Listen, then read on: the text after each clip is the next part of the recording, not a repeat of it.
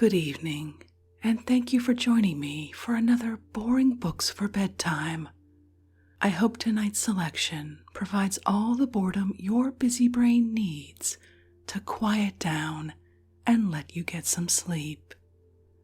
So find a comfortable spot, adjust your volume, take a nice deep breath in, let it out slowly, and off we go.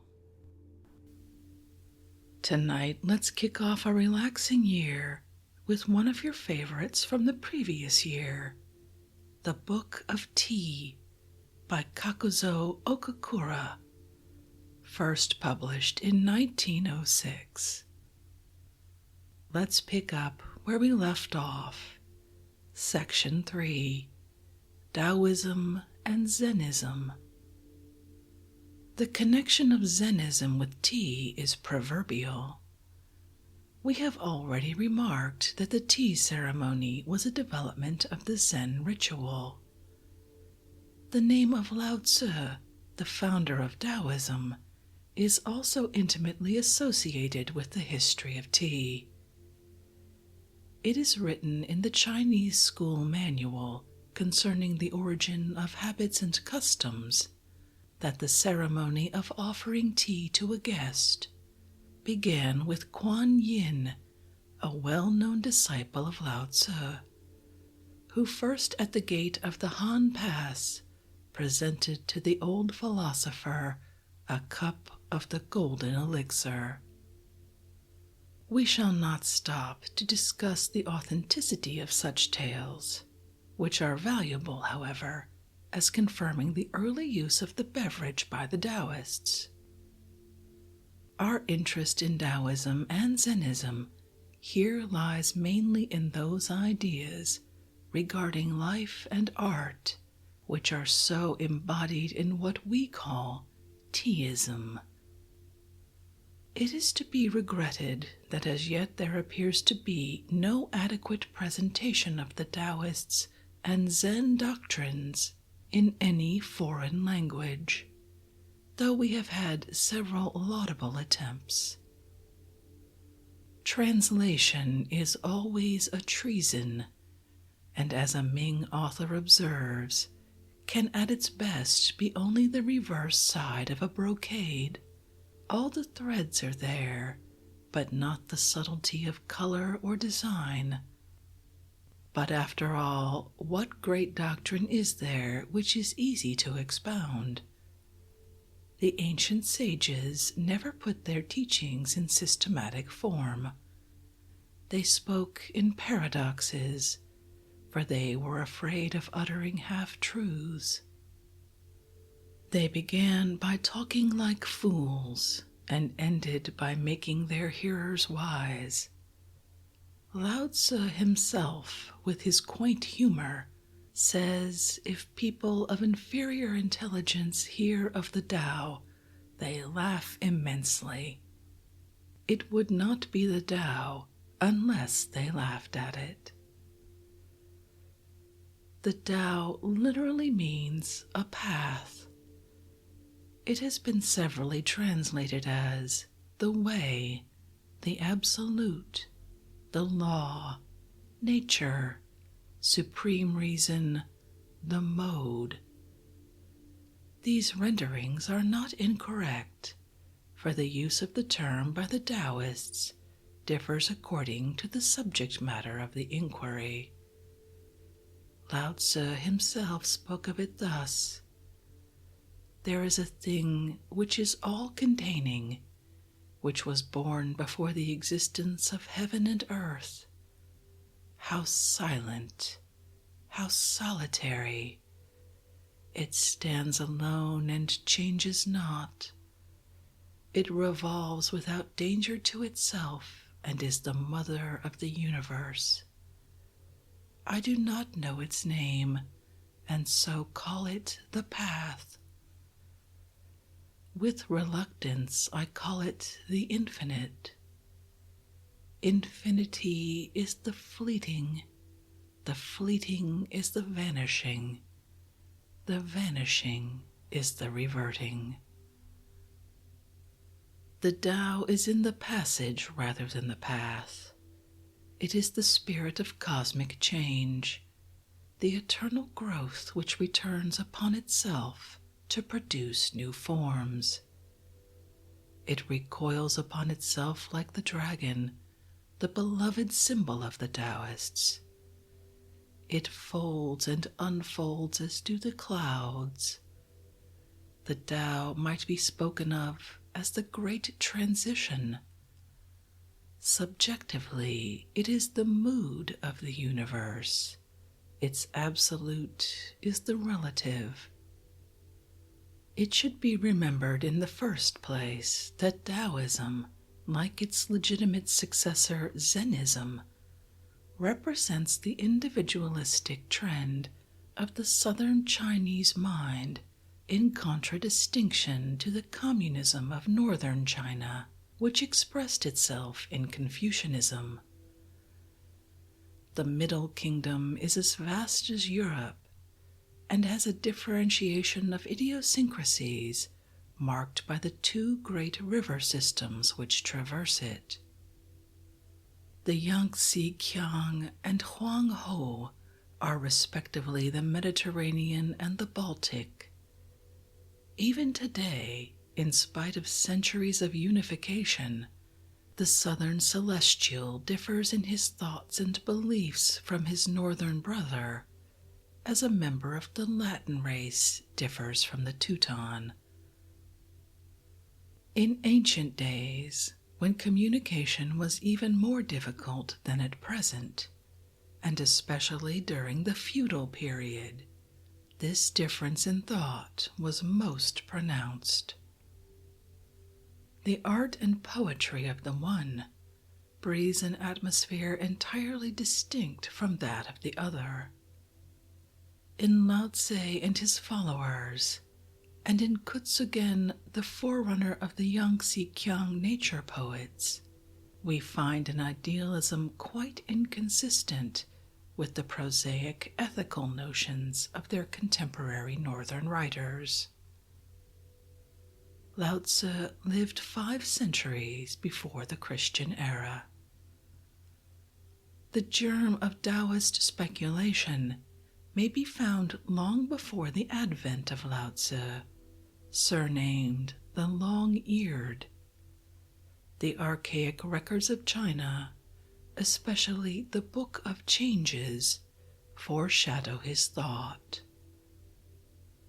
But the great respect paid to the laws and customs of that classic period of Chinese civilization, which culminated with the establishment of the Chao dynasty in the 16th century BC, kept the development of individualism in check for a long while, so that it was not until the disintegration of the Chao dynasty and the establishment of innumerable independent kingdoms that it was able to blossom forth in the luxuriance of free thought. Lao Tzu and Soshi were both Southerners and the great exponents of the new school. On the other hand, Confucius, with his numerous disciples, aimed at retaining ancestral conventions.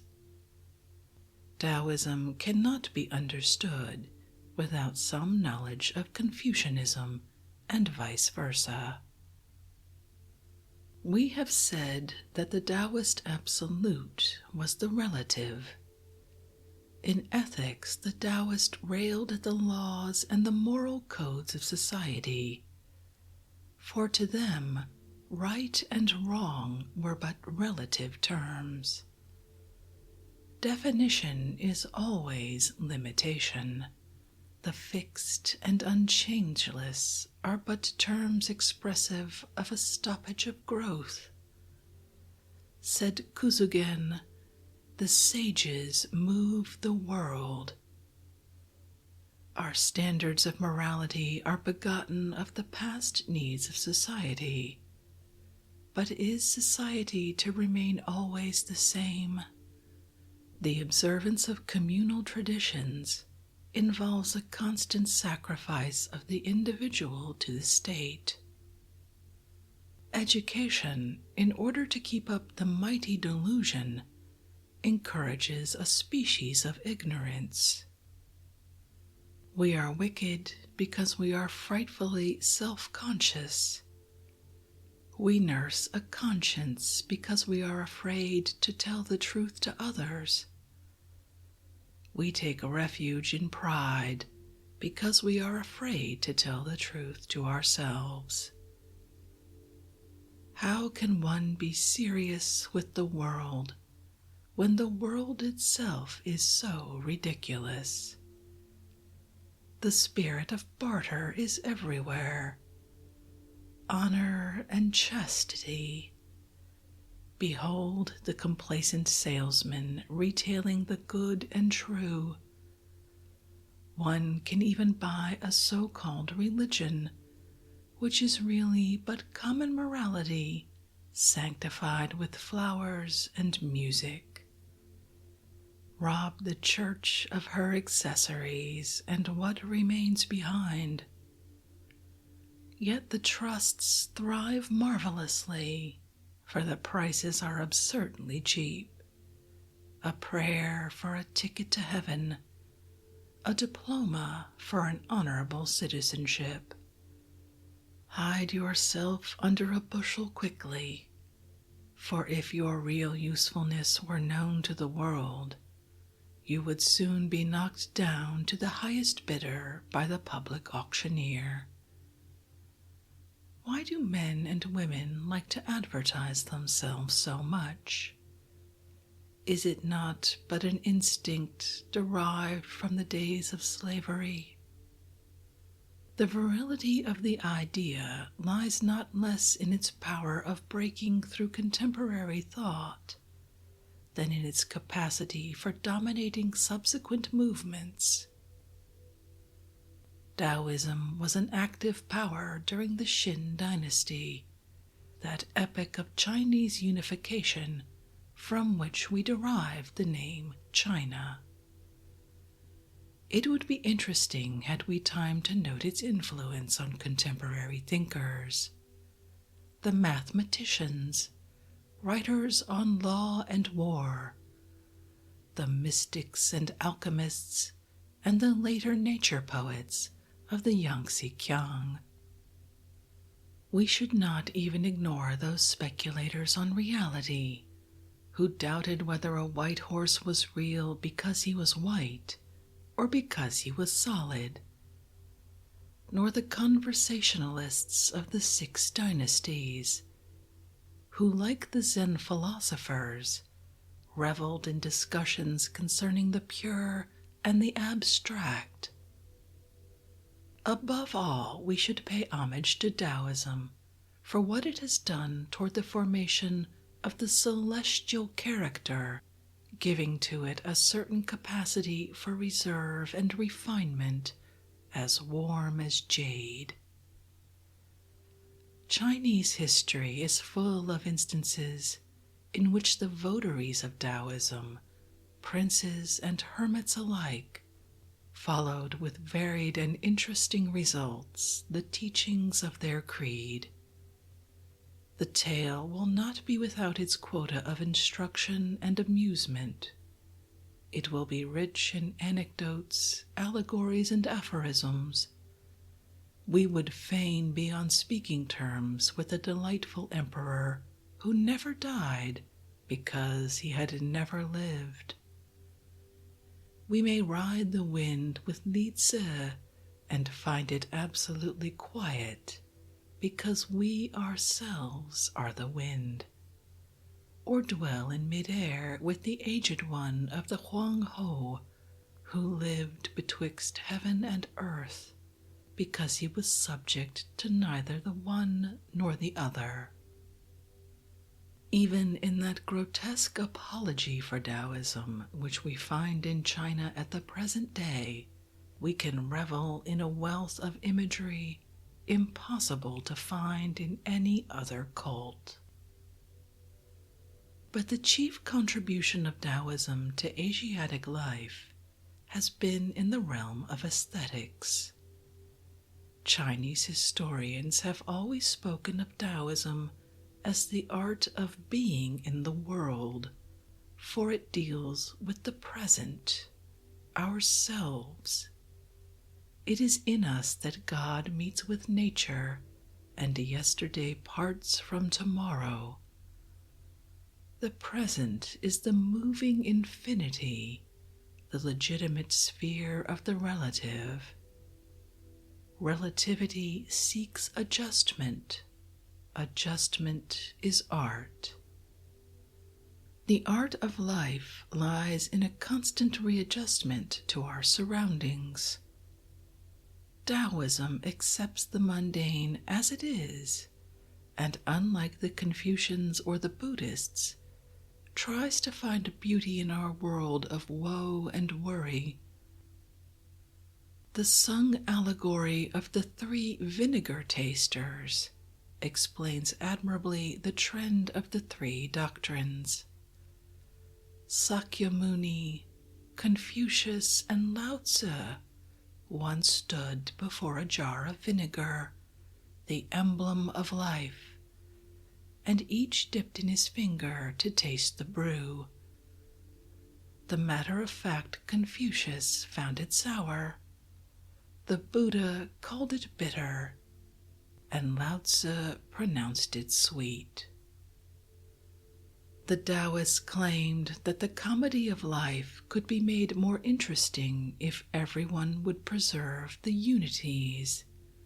To keep the proportion of things and give place to others without losing one's own position was the secret of success in the mundane drama.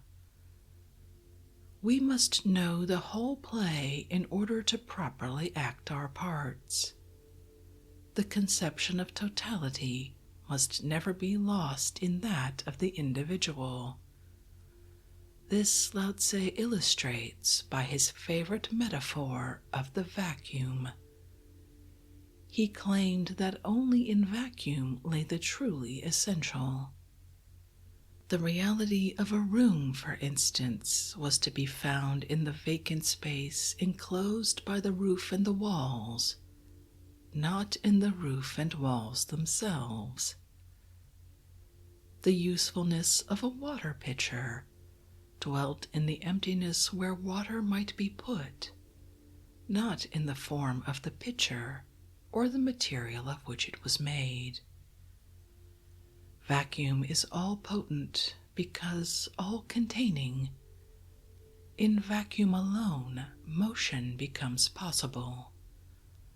One who could make of himself a vacuum into which others might freely enter would become master of all situations.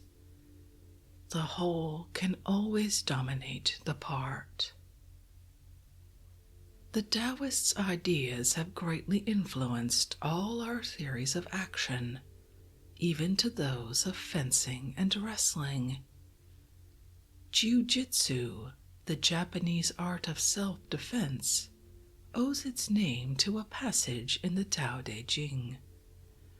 In jiu-jitsu, one seeks to draw out and exhaust the enemy's strength by non-resistance, vacuum, while conserving one's own strength for victory in the final struggle.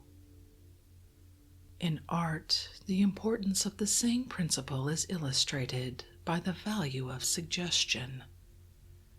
In leaving something unsaid, the beholder is given a chance to complete the idea, and thus a great masterpiece irresistibly rivets your attention until you seem to become actually a part of it.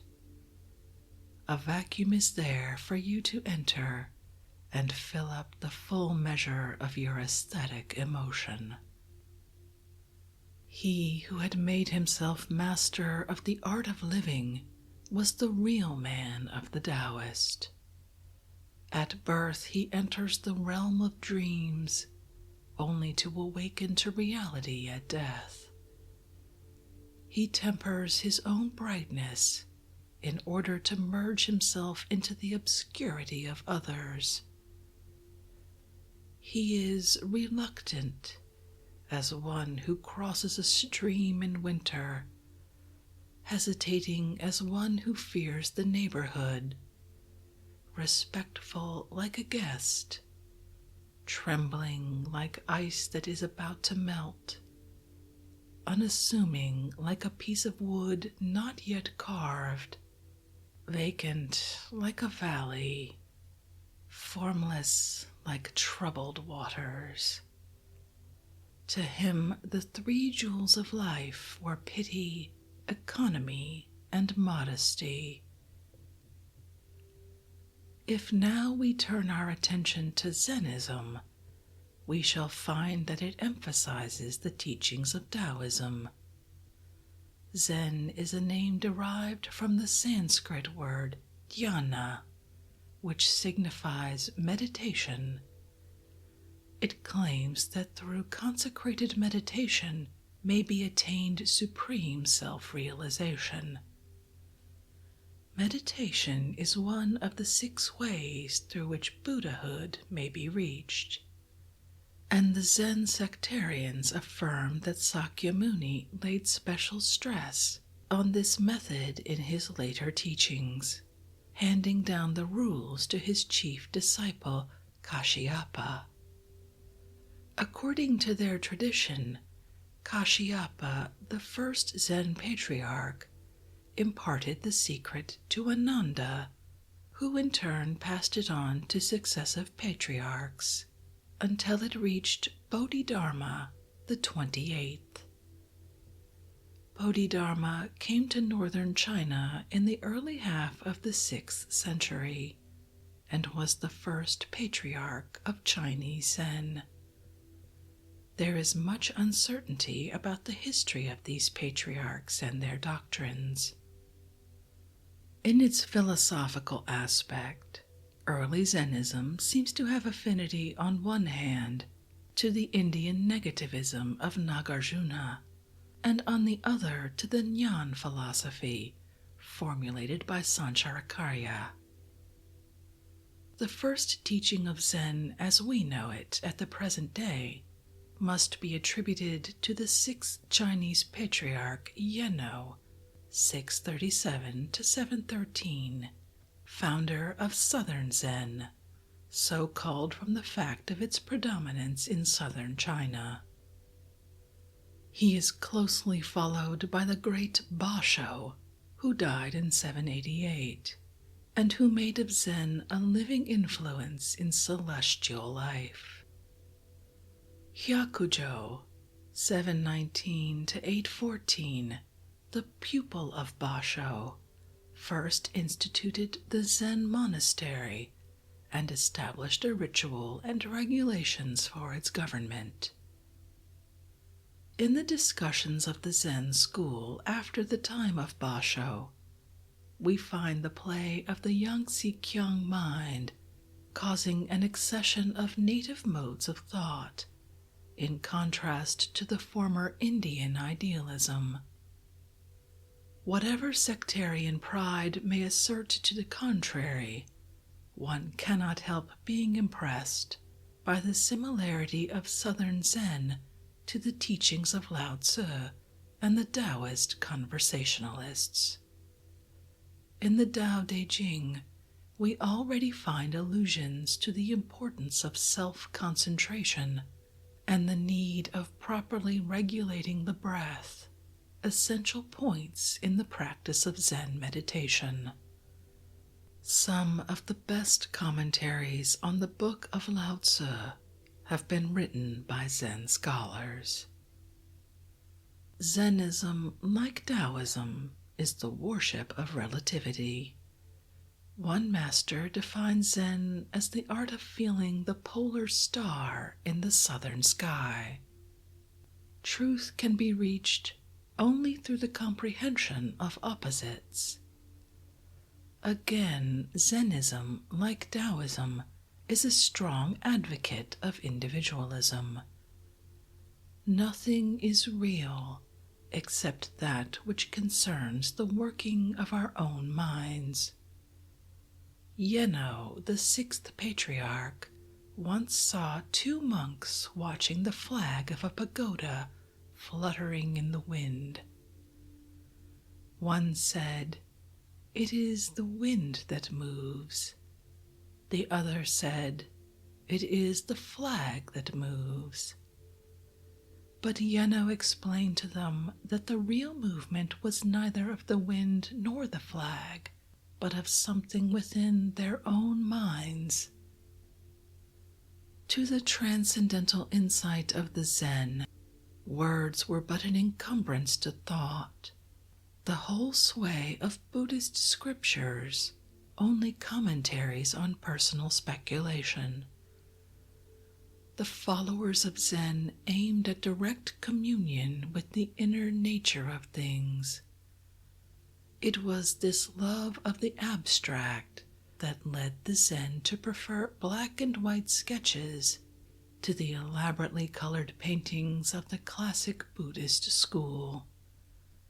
Some of the Zen even became iconoclastic as a result of their endeavor to recognize the Buddha in themselves rather than through images and symbolism. A special contribution of Zen to Eastern thought was its recognition of the mundane as of equal importance with the spiritual. It held that in the great relation of things, there was no distinction of small and great, an atom possessing equal possibilities with the universe. The seeker for perfection must discover in his own life the reflection of the inner light. The organization of the Zen Monastery was very significant of this point of view. To every member, except the abbot, was assigned some special work in the caretaking of the monastery. And curiously enough, to the novices were committed the lighter duties, while to the most respected and advanced monks were given the most irksome and menial tasks. Such services formed a part of the Zen discipline, and every least action must be done absolutely perfectly. Thus, many a weighty discussion ensued while weeding the garden, paring a turnip, or serving tea. The whole ideal of Teaism is a result of this Zen conception of greatness in the smallest incidents of life. Taoism furnished the basis for aesthetic ideals. Zenism made them practical. Section 4. The Tea Room.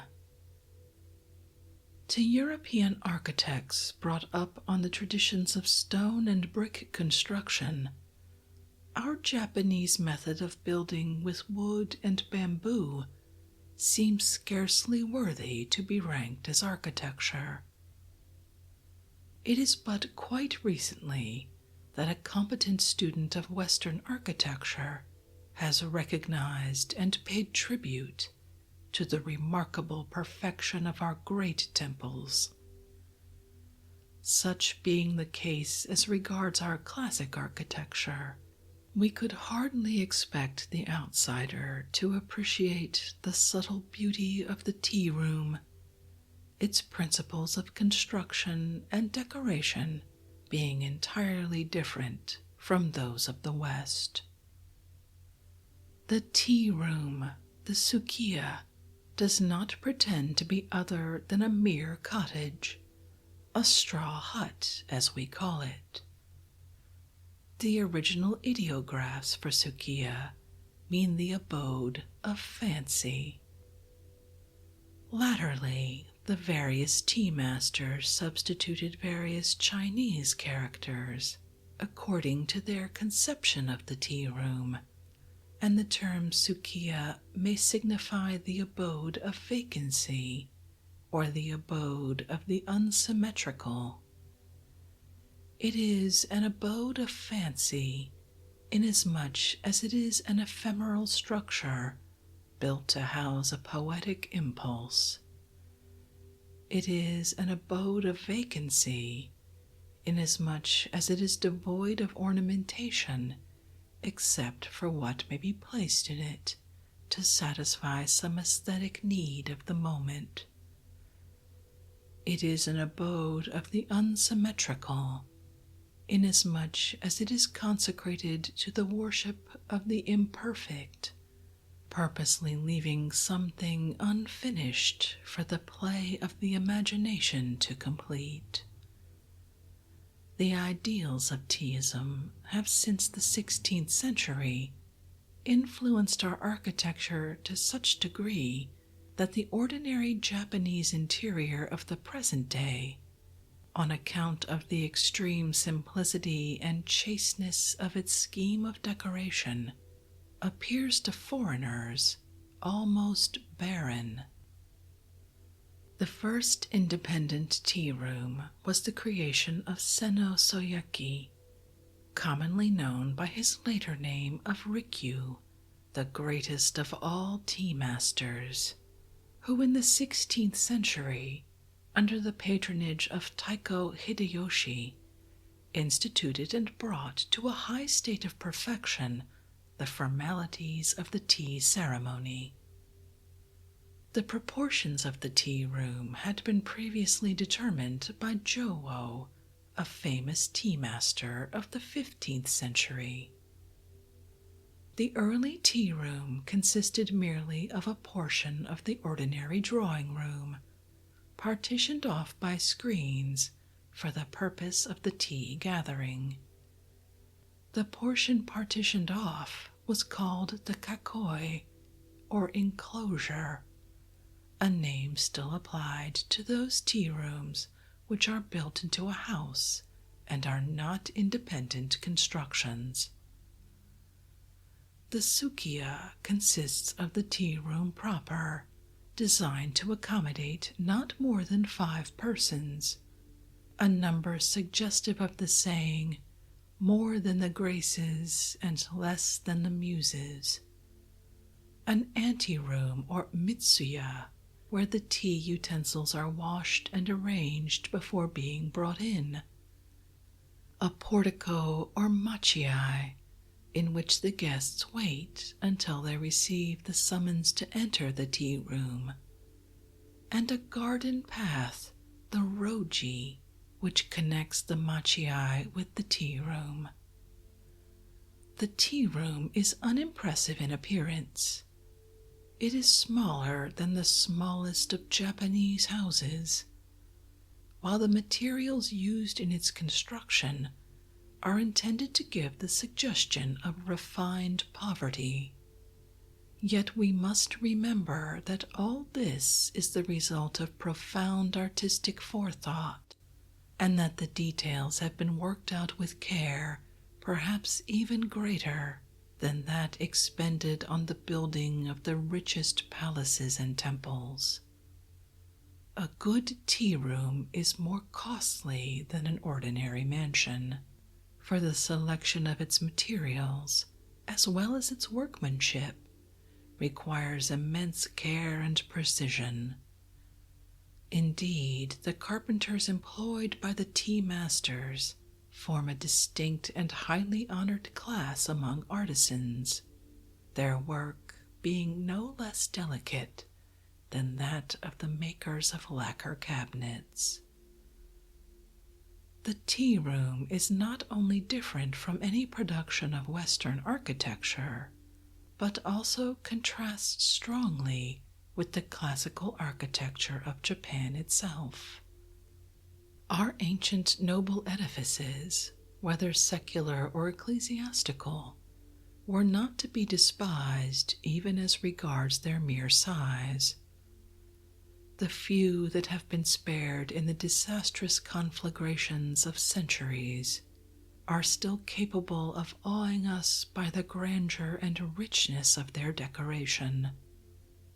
Huge pillars of wood, from 2 to 3 feet in diameter, and from 30 to 40 feet high, supported by a complicated network of brackets, the enormous beams which groaned under the weight of the tile-covered roofs.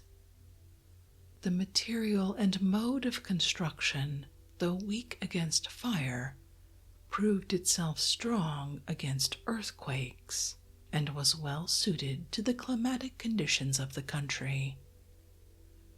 In the Golden Hall of Horyuji and the Pagoda of Yakushiji, we have noteworthy examples of the durability of our wooden architecture.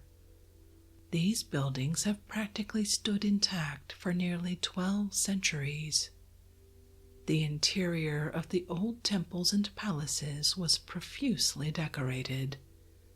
In the Huodo Temple at Uji, dating from the 10th century, we can still see the elaborate canopy and gilded baldacchinos, many-colored and inlaid with mirrors and mother-of-pearl, as well as remains of the paintings and sculpture which formerly covered the walls.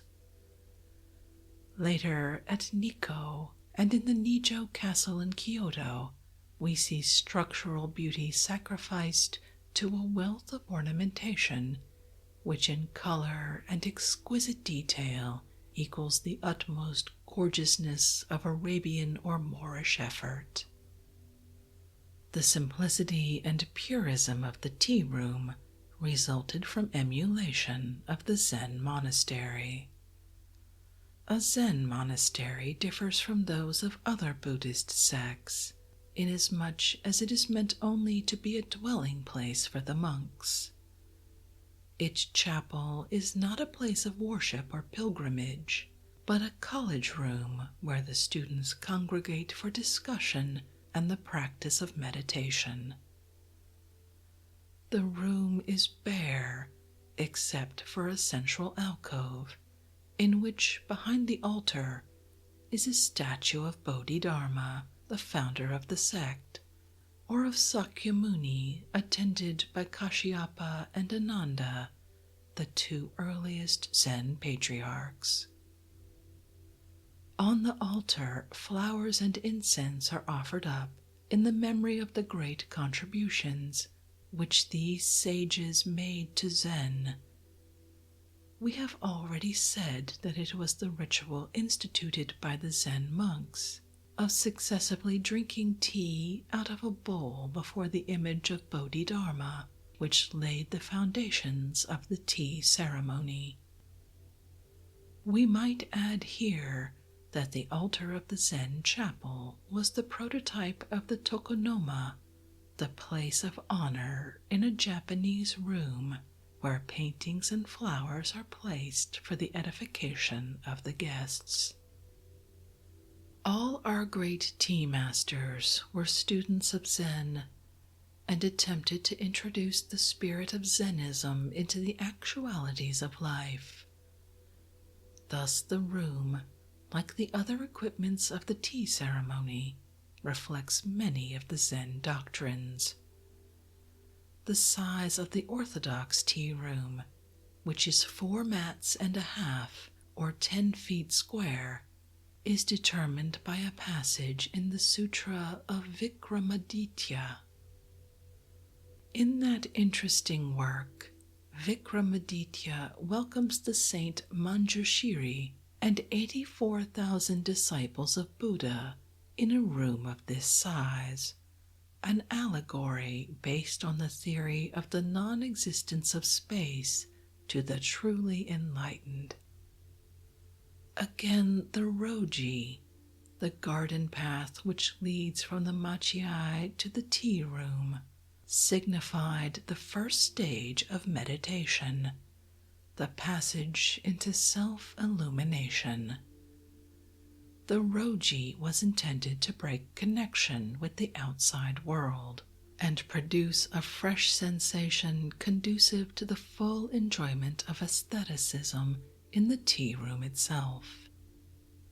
One who has trodden this garden path cannot fail to remember how his spirit, as he walked in the twilight of evergreens, over the regular irregularities of the stepping stones, beneath which lay dried pine needles, and passed beside the moss-covered granite lanterns, became uplifted above ordinary thoughts. One may be in the midst of a city and yet feel as if he were in the forest, far away from the dust and din of civilization. Great was the ingenuity displayed by the tea-masters in producing these effects of serenity and purity. The nature of the sensations to be aroused in passing through the roji differed with different tea-masters. Some, like Rikyu, aimed at utter loneliness, and claimed the secret of making a roji was contained in the ancient ditty, "I look beyond, flowers are not, nor tinted leaves. On the sea beach, a solitary cottage stands in the waning light of an autumn eve." Others, like Kobori Enshu, sought for a different effect. Enshu said the idea of the garden path was to be found in the following verses: "A cluster of summer trees, a bit of the sea, a pale evening moon." It is not difficult to gather his meaning.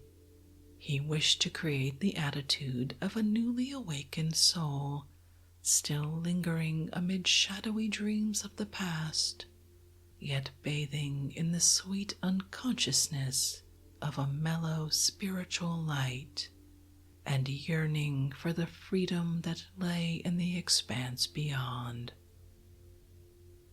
Thus prepared, the guest will silently approach the sanctuary, and if a samurai, will leave his sword on the rack beneath the eaves, the tea-room being preeminently the house of peace.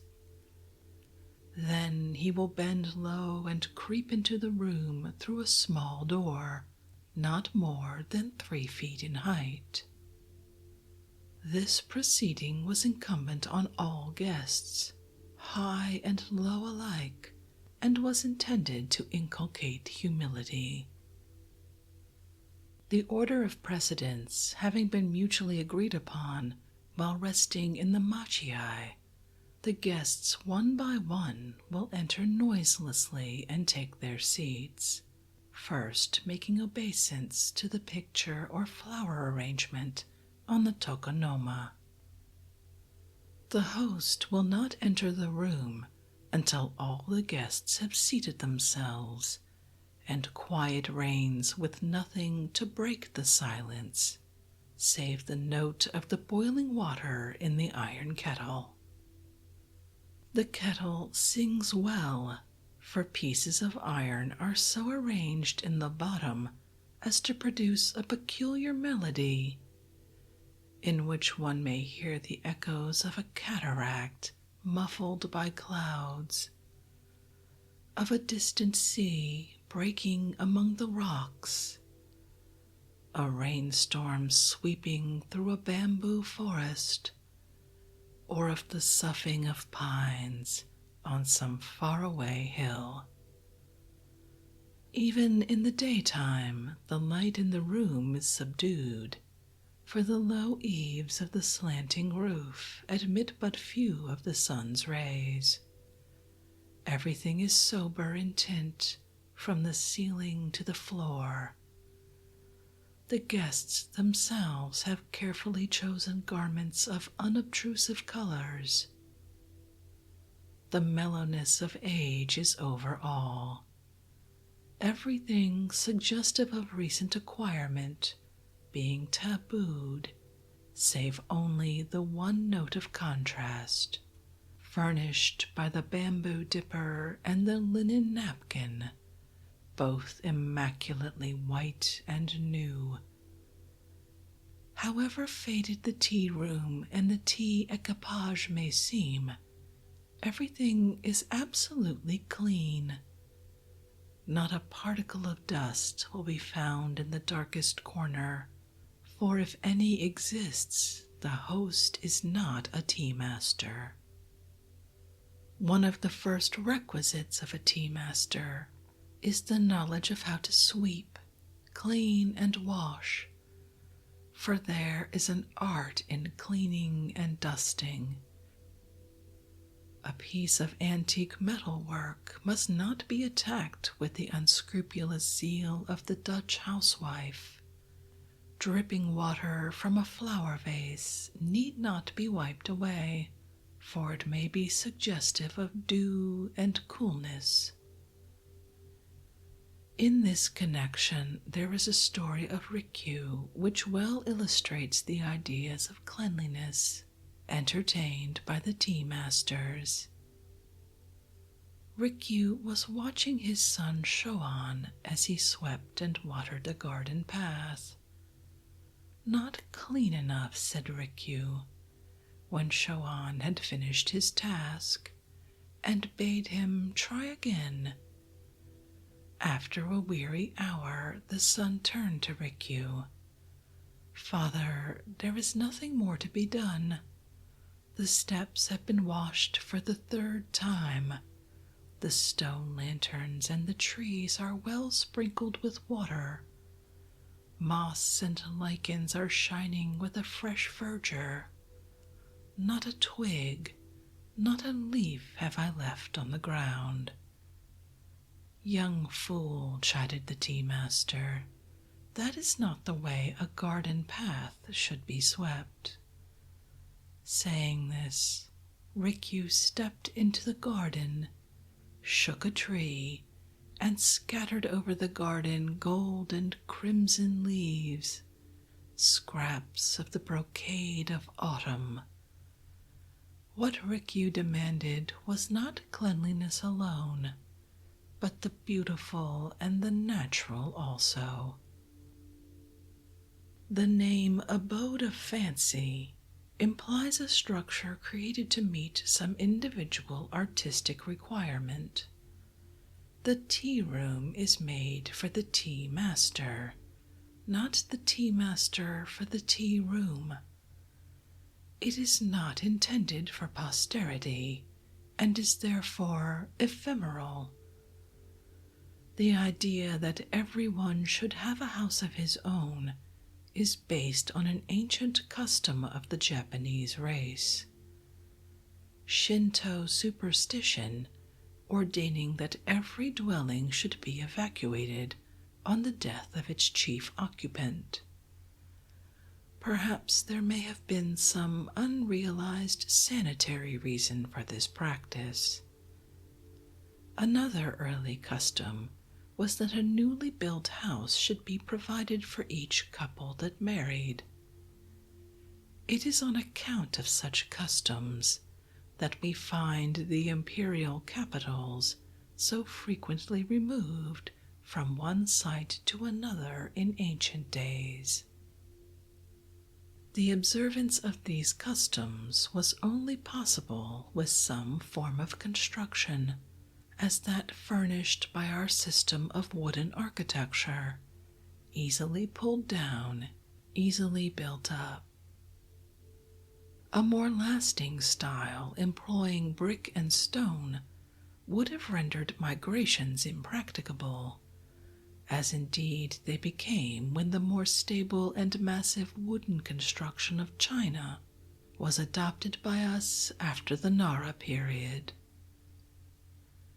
With the predominance of Zen individualism in the 15th century, however, the old idea became imbued with a deeper significance, as conceived in connection with the tea room.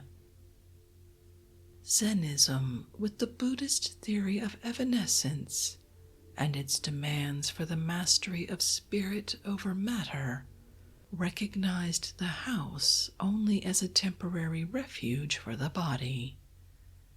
The body itself was but as a hut in the wilderness, a flimsy shelter made by tying together the grasses that grew around.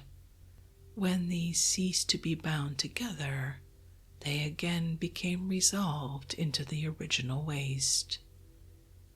In the tea room, fugitiveness is suggested in the thatched roof, frailty in the slender pillars, lightness in the bamboo support, apparent carelessness in the use of commonplace materials.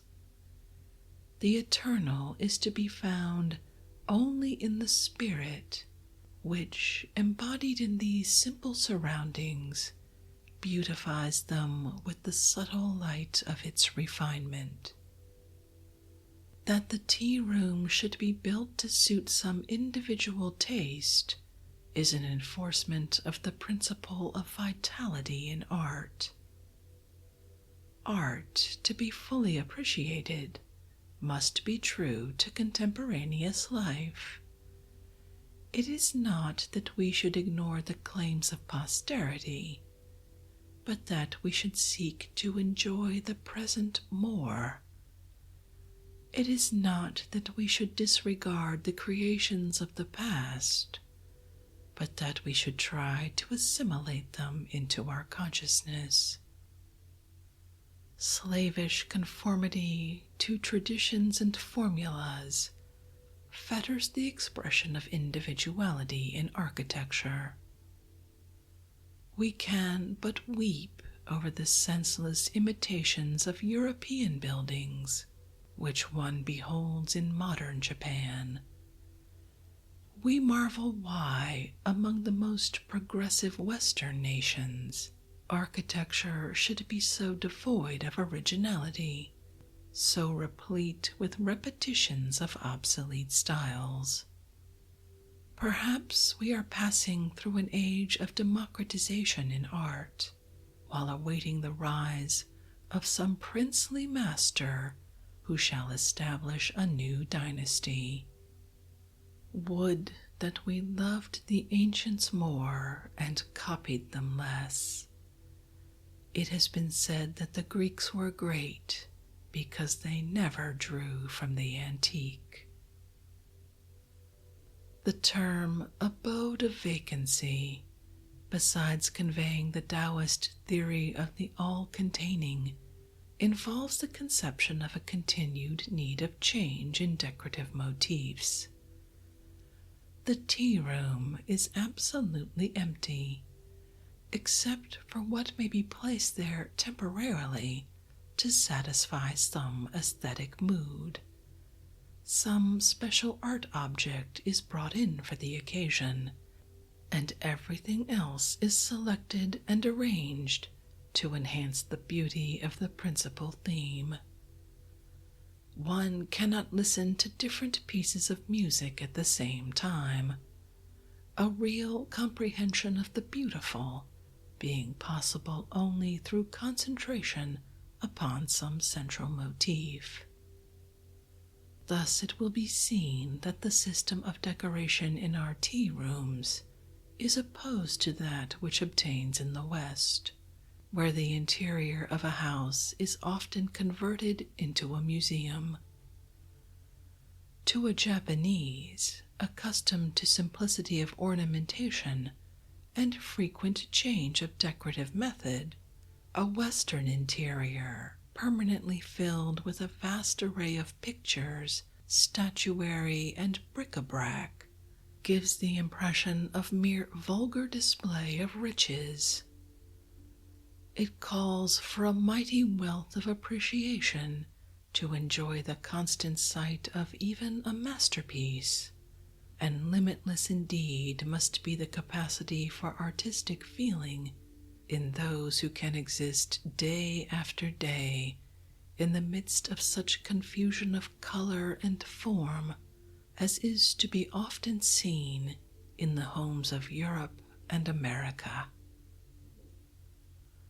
The abode of the unsymmetrical suggests another phase of our decorative scheme.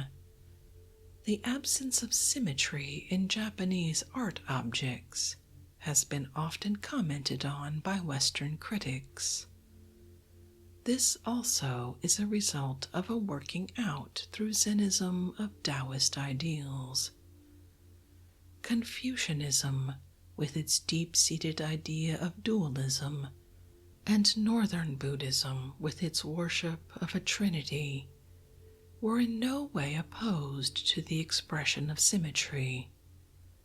As a matter of fact, if we study the ancient bronzes of China or the religious arts of the Tang dynasty and the Nara period, we shall recognize a constant striving after symmetry. The decoration of our classical interiors was decidedly regular in its arrangement. The Taoist and Zen conception of perfection, however, was different.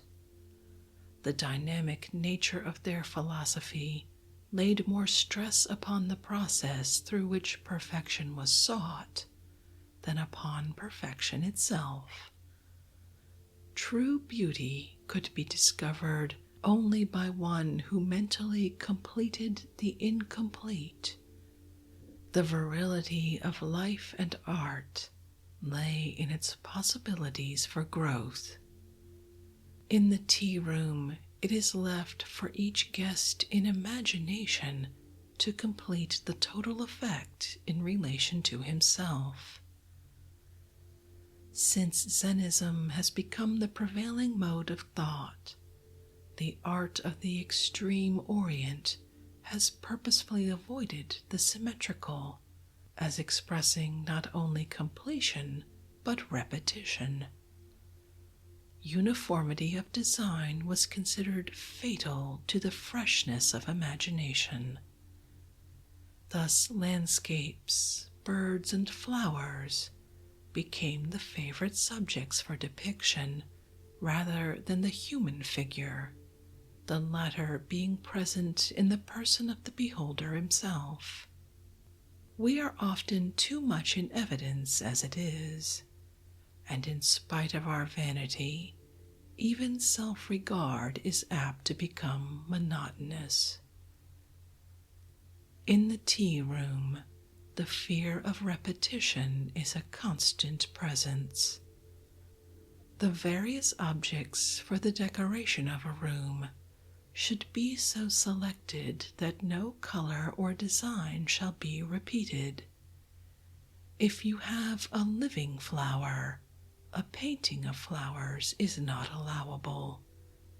If you are using a round kettle, the water pitcher should be angular. A cup with a black glaze should not be associated with a tea caddy of black lacquer. In placing a vase or an incense burner on the tokonoma, care should be taken not to put it in the exact center, lest it divide the space into equal halves. The pillar of the tokonoma should be of a different kind of wood from the other pillars, in order to break any suggestion of monotony in the room. Here again, the Japanese method of interior decoration differs from that of the Occident, where we see objects arrayed symmetrically on mantelpieces and elsewhere. In Western houses, we are often confronted with what appears to us useless reiteration. We find it trying to talk to a man while his full-length portrait stares at us from behind his back. We wonder which is real, he of the picture or he who talks, and feel a curious conviction that one of them must be fraud.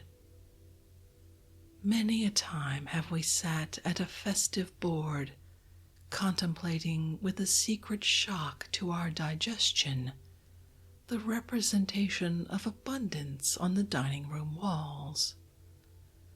Why these pictured victims of chase and sport, the elaborate carvings of fishes and fruit? Why the display of family plates, reminding us of those who have dined and are dead? The simplicity of the tea room and its freedom from vulgarity make it truly a sanctuary from the vexations of the outer world. There and there alone one can consecrate himself to undisturbed adoration of the beautiful. In the 16th century, the tea room afforded a welcome respite from labor to the fierce warriors and statesmen engaged in the unification and reconstruction of Japan. In the 17th century, after the strict formalism of the Tokugawa rule had been developed, it offered the only opportunity possible for the free communion of artistic spirits. Before a great work of art, there was no distinction between daimyo, samurai, and commoner. Nowadays, industrialism is making true refinement more and more difficult all the world over. Do we not need the tea room more than ever?